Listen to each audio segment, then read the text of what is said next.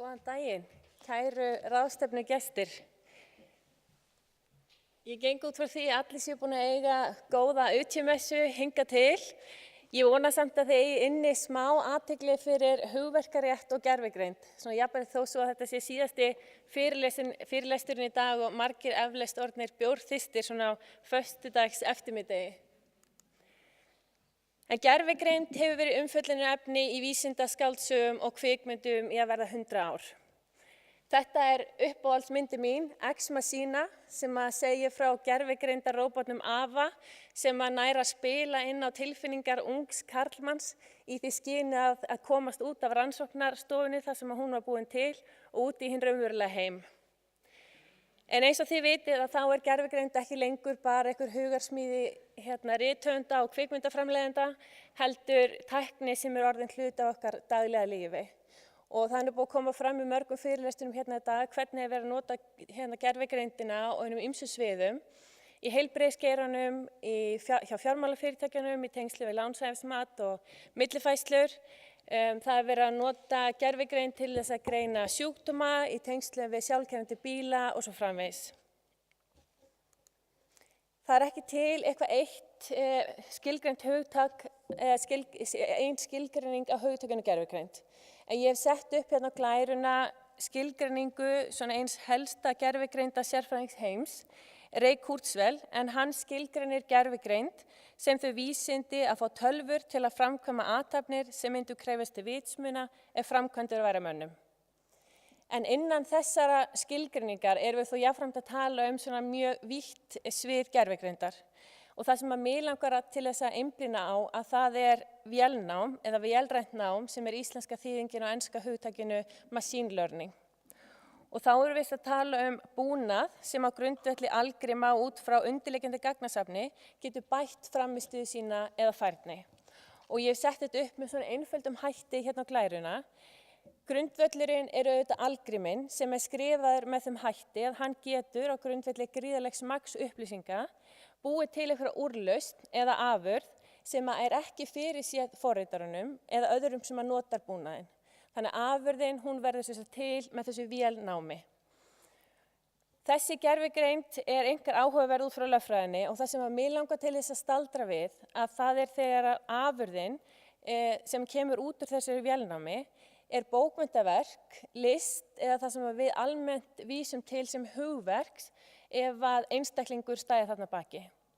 Og við höfum nú þegar mjög mörg dæmi þetta. Það er að segja að afurð vélnáms falli þarna undir að teljast bókmenntaverk, listaverk eða hugverk. Og mér langar til þess að sýna ykkur nokkuð dæmi. Það er í fyrsta lagi myndlist. Þarna á glærinu eru 3 myndlistaverk, eitt þeirra er afurð vélnáms. 2 þeirra eru hins vegar verk hollenska listamannsins Rembrandt. Með vélnámi þá gat sett búnaður sem að framleiddur var af Microsoft, greint fyrri verk þessa listamanns og útbúið nýtt málverk sem að var í anda listamannsins, þannig að búnaðurinn greindi hvers konar málingar aðferð Rembrandt notaði. Þykta málingu, hvernig skyggingarnar voru hjá honum, hvernig hann beitti málingapenslinum og svo framvegis.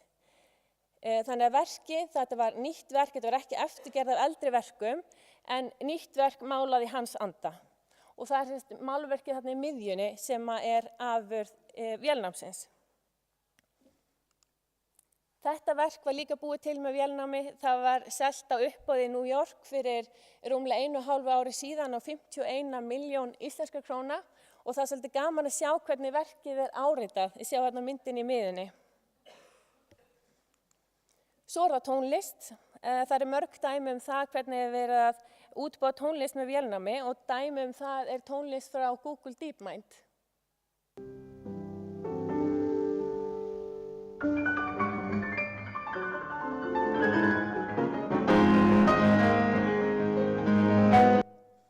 Google hefur einnig byggt upp tækni sem hefur útbúið ljóð sem er afurð vélnáms og sögur og það eru marg dæmi það að slíka sögur hafi komist áfram í svona ritgerðarsamkeppnum og unnið jafnvel til verðlauna.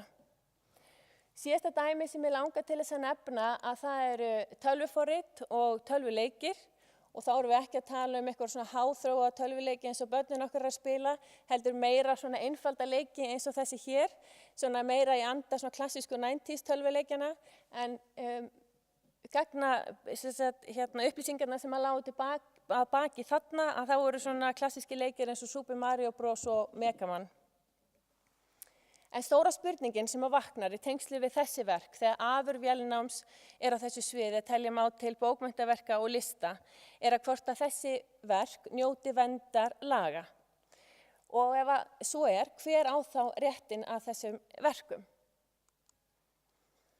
Ef að einstaklingar hefðu staðið að baki þessum verkum, þessum dæmum sem ég var að fara yfir, að þá ekki ólíklegt að eitthvað af þessum verkum myndi njóta verndar lagana sem svokölluð hugverk. Það að njóta hugverkaverndar.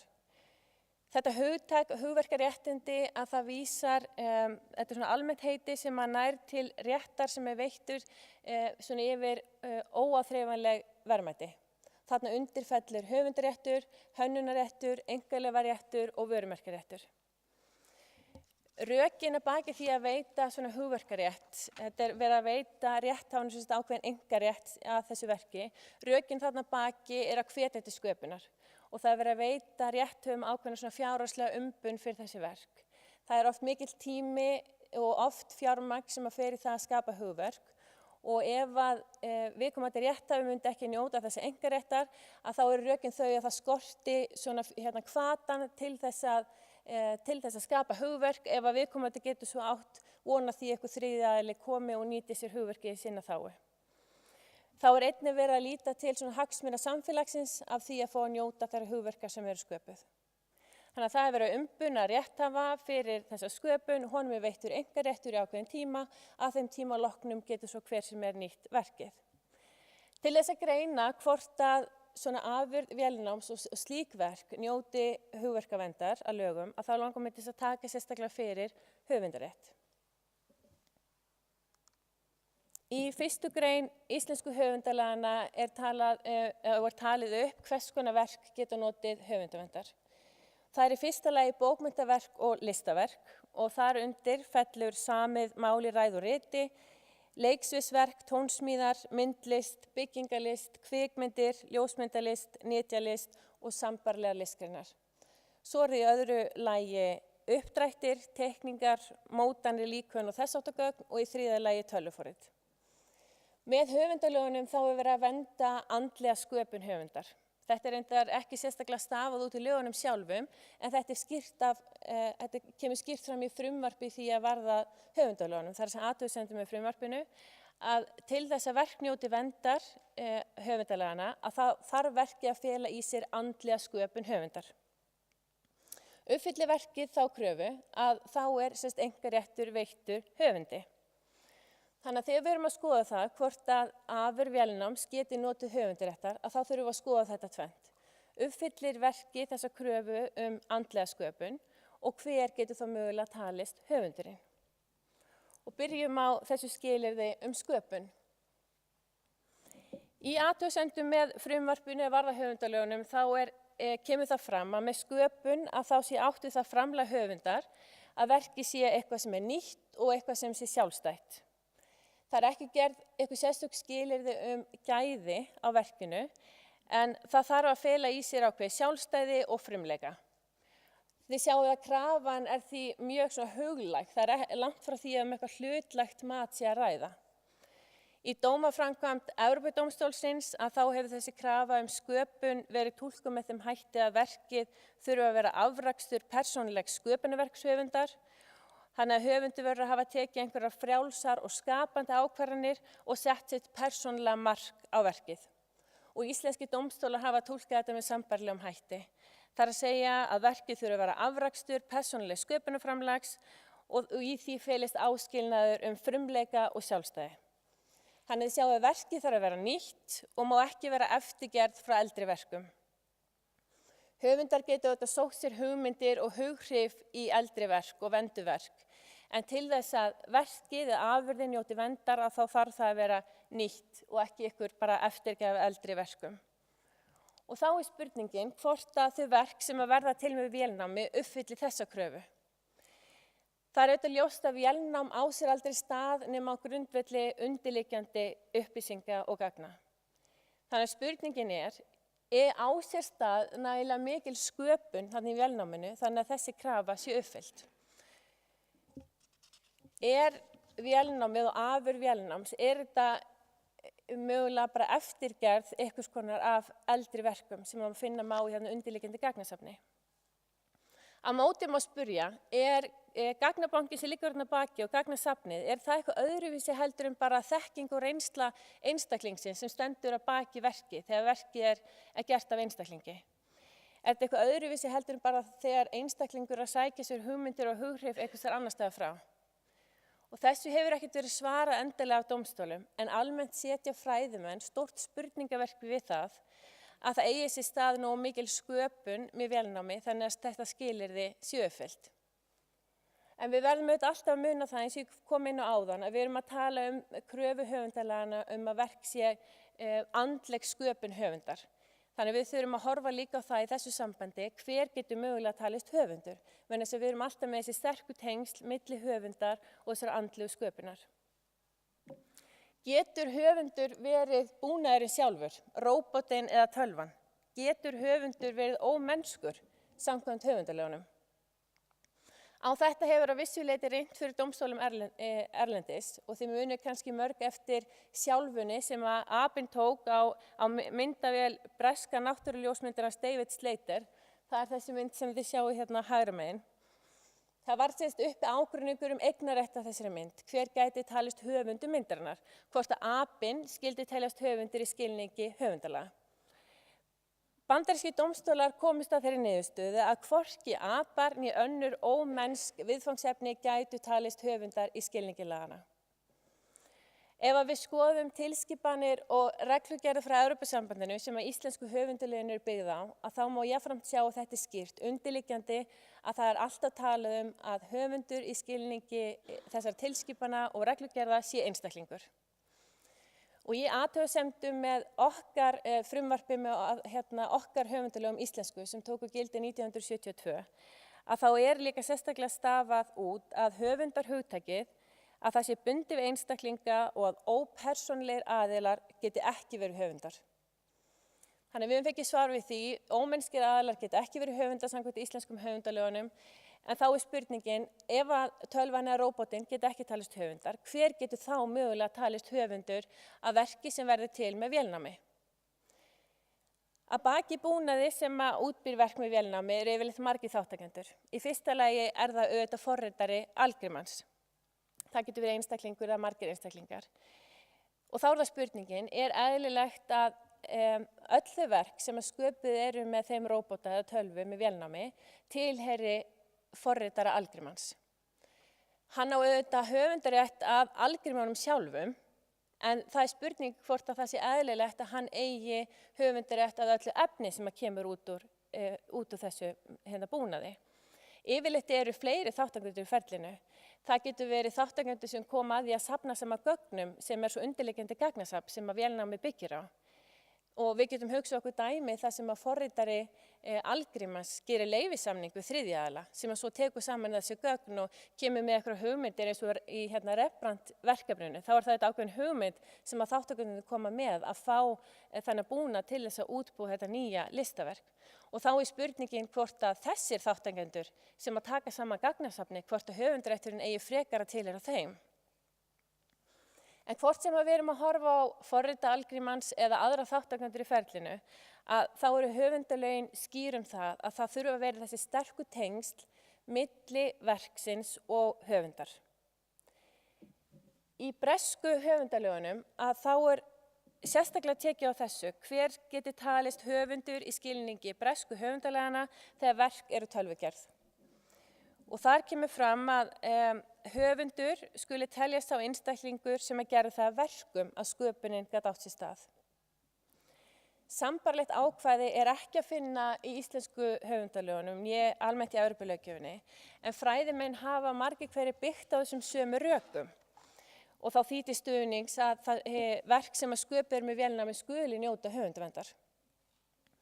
Í tengslum við ABBA-sjálfuna að þá hafa fræðimenn til dæmis haldið því fram að ljósmyndarinn, David Slater, að hann getur verið réttmætur eigandi myndarinnar fyrir sinn hlut í ferlinu. Þetta var hans myndavél, hann stillti myndavélina og hann setti upp tæknina og gerði ABBA-num kleift að taka þessa mynd. Höfundaréttastofnun Bandaríkjanna hefur hins vegar komist að þeirri niðurstöðu á móti að verk sem búin eru til eða sköpuð af ómennskum aðila að þau njóti bara ekki verndar yfir höfuð. Og þar af leiðandi skuli telja þau bara í almanneign. Það getur bara hver sem nýtt slík verk vegna þess að það engin einkaréttur af slíkum verkum. Og þetta virðist vera niðurstaða almennt evrópskra fræðimanna líka. Það er að segja að verk sem sköpuð eru með vélnámi njóti ekki höfundaverndar eins og lögin í dag. Og þessi niðurstaða helgast af þessu að það eru ekki nógu mikil tengsl milli verksins og höfundana, hvort sem við erum að tala forritara algrímans eða annarra þátttakandi í ferlinu, þannig að það sé hægt að tala að kröfur höfundalagana þessa andlega sköpun höfundar, að þessi krafa sé uppfyllt. Þegar við erum að tala svona einfaldari gervigreind, að það mætti mögulega færa svona betri rök fyrir því að verkin geti notið verndar. Það auðvitað alkunna höfundar almennt, einstaklingar þar að segja, að þeir nýta sér ofta tíðum aðstofamenn við sköpun, hvort sem við erum að tala aðstofamenn sem að safna saman heimildum í tengslum við ritsmíðar eða aðstofamenn sem að taka þátt í svona stærri myndlistaverkum.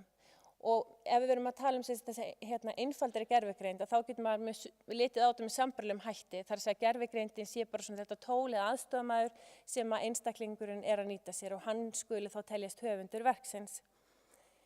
Og þessi má kannski líka saman við það að rithöfundur nýti sér Word eða hönnuður Paint.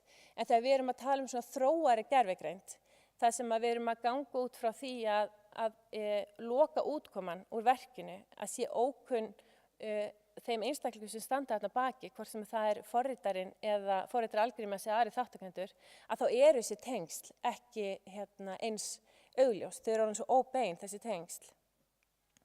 Þannig að miðað við núgildandi löggjöf að þá virðist réttastaðan vera svo að þau verk sem hönnuð eru með vélnámi geti ekki notið verndar höfundalagana. Það sem að þessi krafa andlega sköpun er ekki uppfyllt. Og þá vaknar auðvitað svo spurning hvort að það sé ekki þörf á breytingum á regluverkinu. En áður en við svörum þeirri spurningu þá þurfum við að gera það upp með okkur viljum við að þessi verk njóti verndar. Ég kom inn á áðan höfundalögin og almennt þessi lög sem að vernda hugverk að þau eru sett með svona ákveðin grundvallarsjónarmið í huga. Það er að segja það er verið að hvetja til sköpunar og tryggja höfundum ákveðna fjárhagslega umbun. Og þá er spurningin búa sömu sjónarmið að baki þeim verkum sem verða til með vélnámi. Framleiðni tölva eru þetta allt önnur heldur en einstaklinga. Og það er spurning hvort það veri skynsamlegra að styðja við þróun tækninnar sjálfrar, þar að segja algrímans að baki gervigreindinni, í staðinn fyrir að horfa á afurðuna. Og þessi sjónarmið eru kannski sérstaklega viðeigandi svona ef við horfum að sinni framtíðina og við lítum til þess að svona búnir gervigreind og tækni sem byggir á gervigreind verður mögulega í höndum svona almennra borgara. Að þá er spurning hvort það sé almennt bara framkvæmanlegt að tryggja einkarétt og vernd alls þess sem kemur frá slíkum tölvum og spurning hvort að slík verk þau einhvers virði, eignarréttur á slíkum verkum einhvers virði. Að mínu mati er alveg ljóst að það þarf að eiga sér stað umræða þetta, löggjafarvaldið þarf að skoða þetta og auðvitað svara því, fyrst viljum við að þessi verk njóti verndar og ef svo hver á að teljast höfundur. Umræða þetta er þegar farin af stað hjá Evrópusambandinu og þetta er svona umræða sem á svona fyrstu stigum. Fyrir 2 árum síðan þá gaf svokölluð laganefnd Evrópuþingsins út skýrslu og tillögur til framkvæmdastjórnarinnar hvað þurfa að skoða í löggjöfinni með hliðsjón af tækniframförum á sviði róbóta og gervigreindar. Og í þeirri skýrslu að þá er lagt til að róbótar fái bara stöðu sjálfir að lögum, bara líkt og einstaklingar og lögaðilar. Þannig yrði einhvers konar rafrænt sjálf að ræða. Og með hliðsjón af því þá gætu róbótar tæknilega séð talist höfundar og eignast þá eignarrétt af afurðum sem verði til með vélnámi. Og í skýrslunni að það má líka lesa það út að það sé vilji til þess að halda í þennan eignarrétt. Þannig að verk sem að sköpuð með vélnámi skuli njóta eignarréttar.